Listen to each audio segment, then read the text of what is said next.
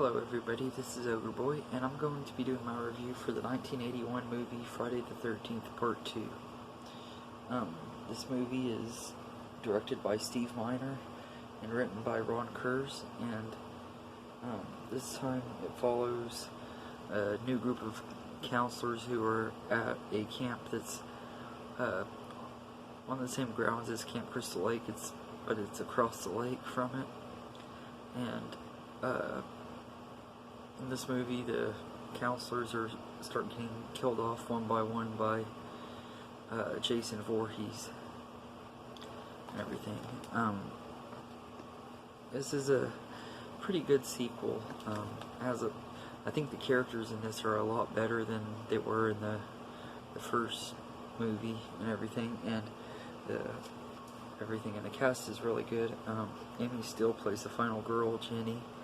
I think she did a really good job.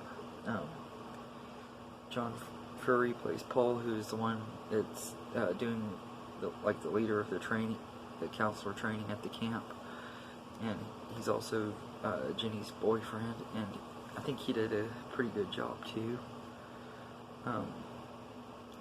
Stu Charno plays Ted, who's like the comic relief, and he's prankster and stuff, and I think he does a decent job. He's not in this movie a lot, so he doesn't have as much to do, but I think he does a decent job. Laurie Marie Taylor plays probably my favorite character out of all these characters, Vicky. There's just something really likable about her, and everything. And then two of my other favorite characters, Jeff and Sandra, played by Bill Randolph and Marta Kober. I think both of them were pretty good characters too. They're the ones that sneak off to try to snoop around at Camp Crystal Lake and everything, and they get caught by a cop and everything. The cop later gets killed by Jason and everything, and they also get one of the coolest death scenes in the movie where they're laying on top of each other and in the bed because they had just finished having sex, and Jason stabs a spear and it goes right through Jeff and out Sandra, and I think it's just a really awesome scene. And then there's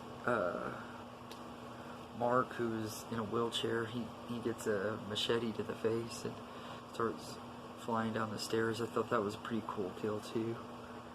And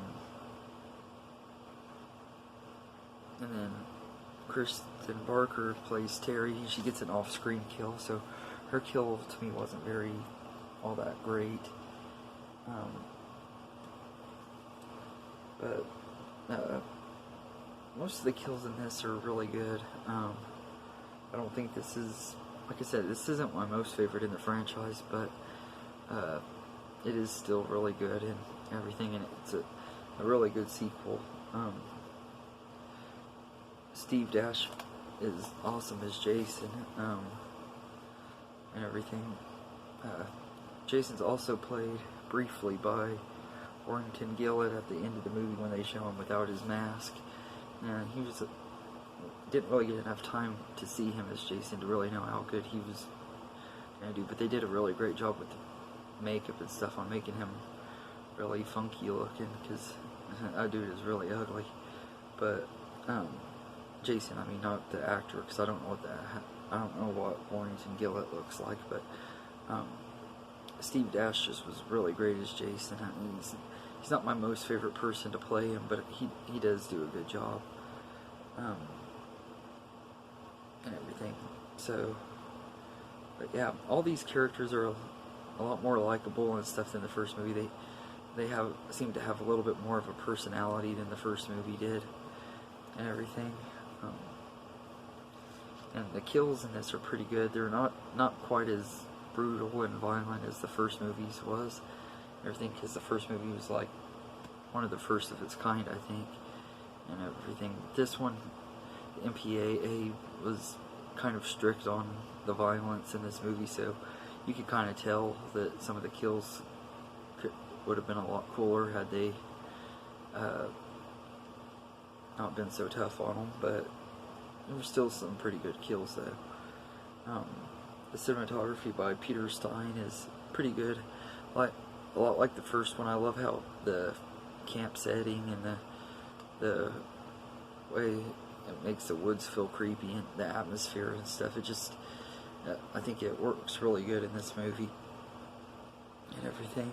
The score is once again done by Harry Manfredini, and I think he did a really good job again. I think his score for the first movie was a little bit better, but the score in this one was still really good and everything. Yeah, but this is just a really fun sequel. Like I said, it has a lot of cool kills. Some of them could have been done a little bit better and everything, but I also liked kind of how I didn't really know who the final girl was going to be, because they kind of, the way it was written, I didn't know if it was going to be Jenny or Terry or Sandra. I think all three of them throughout the movie at different points could have been the final girl. When I saw it for the first time, it ended up being Terry. Where in the first movie you kind of could tell that Alice was going to end up being the final girl and everything. So I thought that was kind of cool too. Rewatching it, I guess I could kind of tell a little bit that it was going to be Jenny, of course. I've already seen the movie, so I already knew, but I could kind of see the signs a little bit more on a rewatch. But the first time I saw it, I was kind of surprised that she was the final girl. Also, I like that they brought Alice back for a few minutes just to kill her off at the beginning and everything. But it was cool getting to see Adrienne King as her again and everything. Like I said, I really enjoyed this movie. It's not my most favorite in the franchise, but I'd give Friday the 13th Part 2 an 8.5 out of 10, because it still is a solidly good, fun movie and everything. Like the first one, it's not anything mind-blowing or anything, but it's a good turn-your-brain-off slasher flick and everything, and it is a lot of fun to watch and everything. So that's my review for Friday the 13th Part 2. If there's any other movie reviews or top 10 lists or movie series rankings you want me to do, let me know in the comments. You can follow me on Facebook at OgreBoy1992, and be sure to check out the Facebook group Horror Enthusiast 101. It's a really awesome group. I'll leave the link in the description box. And thank you, and have a good day, everybody.